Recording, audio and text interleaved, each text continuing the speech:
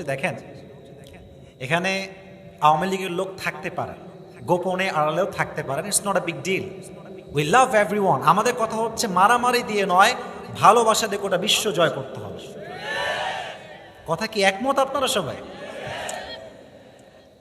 সত্য কথা বলতে আওয়ামী লীগ এদেশের সবচেয়ে ক্ষমতাধর একটি দল ছিল, সত্য কথা এটাই। তাদের শাখাগত শক্তি, দলগত শক্তি, নেতাকর্মী, তাদের কোনো দিক থেকে কমতি ছিল না। ছিল কি? আচ্ছা আপনার আমার সাথে কথা কন, ছিল কি?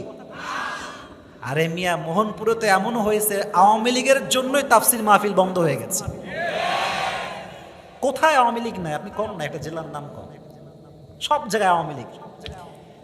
রাজশাহী তো আওয়ামী লীগের একটা ঘাঁটি বলতে পারেন আপনি। হ্যাঁ, পুরো রাজশাহীর কন্ট্রোল ছিল আওয়ামী লীগের হাতে। দ্যাট মিনস আওয়ামী লীগ প্রত্যেকটা কানায় কানায় ছিল, জেলাতে, বিভাগে, এলাকায়।